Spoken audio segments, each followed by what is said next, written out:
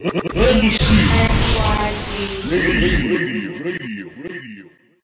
I'm here with the wonderfully talented rapper, Laws. And for those of y'all that don't know, he's Brazilian born. And were you raised in Florida? You live in Florida now? I was actually raised in Long Island, Suffolk County. Oh, all right. Shout out to Suffolk County from Nassau County. Either way, for those of you that don't know, Laws went ahead and kind of introduced himself on the music scene as your favorite future rapper, correct? So my question for you is, what made you decide to go ahead and, give yourself that title and come out in such a big way without even knowing how the public was going to receive you? I'd been in the competitive circuit of rap for a while, and I pretty much was able to rate myself against other MCs by the nature of rhyming I've been doing, which is like more aggressive battle type stuff. And I was just always confident in my skills, and I figured, at the rate I was developing, that maybe one day I would be someone's favorite. And I'm like, yeah, I'll be your future favorite rapper. And it wasn't like I'm the best. It was like maybe one day you'll, and that kind of let people like feel it a little more. You know what I'm saying? So can you go ahead and let us know how you managed to go ahead and the teaming up and signing up of you between you, the Justice League, Asylum, and Warner Brother Records? Yeah, actually, I was a prominent MC in the Tampa battle area, and Justice League were originally Tampa natives, and they kind of sought me out through that, and we worked for about a year or so on developing a project called Your Future Favorite Rapper. We put out last May 2009, and we secured a record deal for that. Laws went ahead and came out with his dope mixtape, 457, back in February 2010, which had wonderful hits like Flashback and The Shining, which was your collabo with Ninth Wonder. Very dope mixtape. Go check it in case you have it. So we're starting off from that, 457. Where'd that title come from? 457. I used to work at a 9 to 5 up until October 2009, and 457 is when you get ready. you get ready to leave work. You go into your next phase, and that was when I would grab the backpack, grab the CDs and hit Tampa. And this mixtape kind of signified the transition between my life as a working guy and my life as a musician. So that's why it's called 457.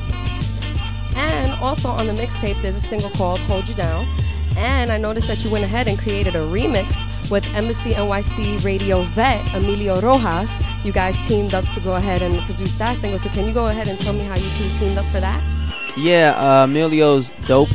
And I always wanted to do a song with him. I'm a big fan of his, and I finally got the chance. So thank you, Emilio. And same thing for Crit. I'm just two young guys that I'm big fans of, and I'm very happy that I got to put him on my favorite record.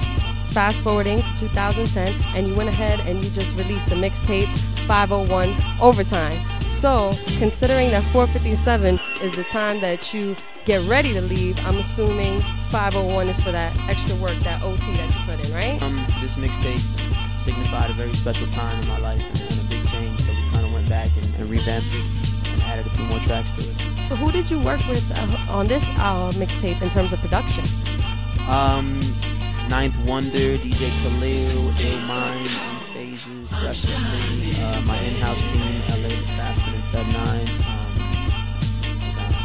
9, S1, who produced Kanye West's Power. Okay.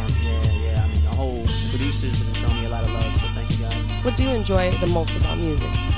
Oh, wow.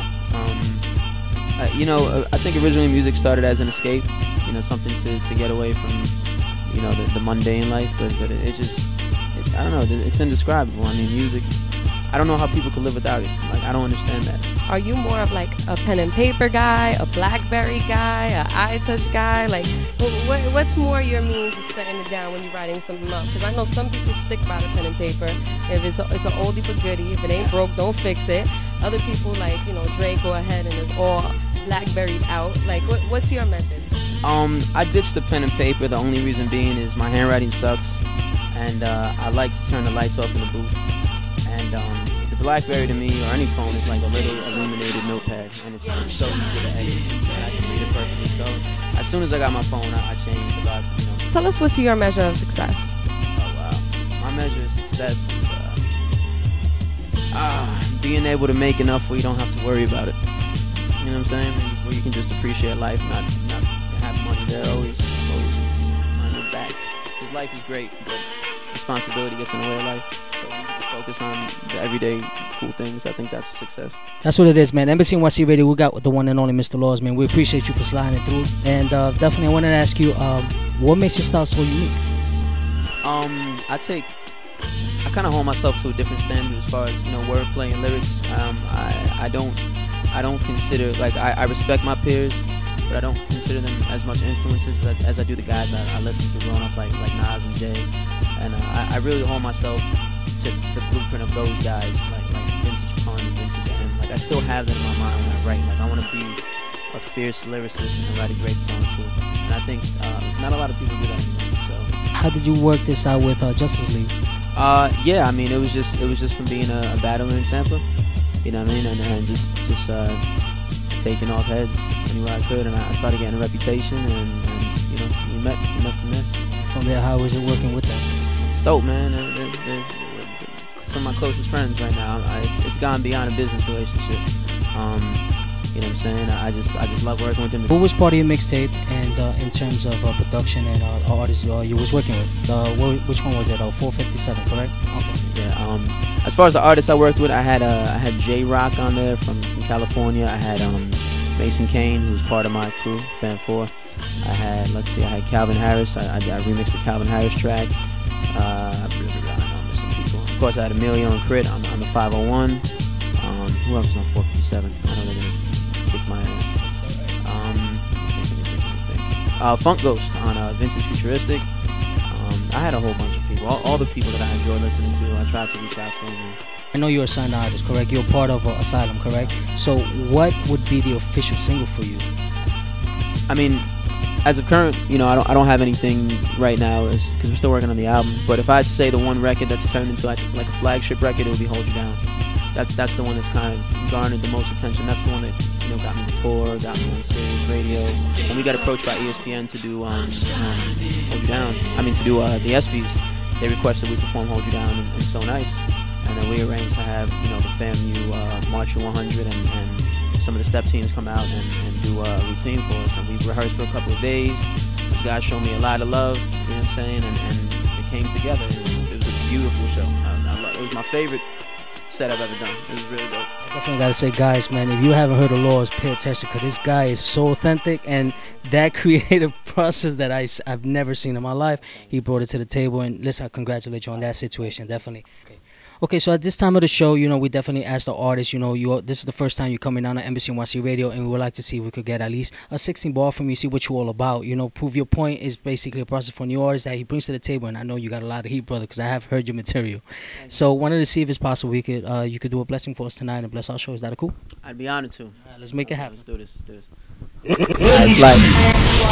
And they saying I'm one of the sickest to touch the scene, cause these kids carry out, and I'm chilling by the grassy knoll with a custom beam. I'm doing numbers, but I don't play for a fucking team unless you count on Dr. Giggles Institute for cutting spleens.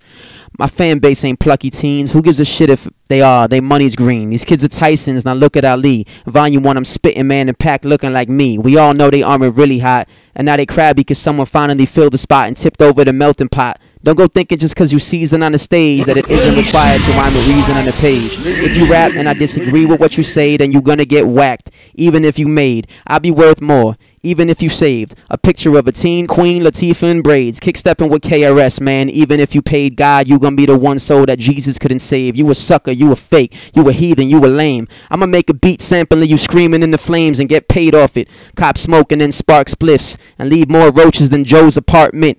Me and any girl like Lois and Clark Kent. Fellatio would probably leave for dome arched and bent. My live shows are getting harsh reps for hard events, cause I'm leaving all haters with wings playing harps and shit. Who else could you envision synchronized with Andre? The only man in the world who sympathized with Kanye. They trying to get a guard down for a racial war. My style is the same as yours if you made it raw. The all-seeing eye got me. My style like the Illuminati manifested in a human body. Laws, boom.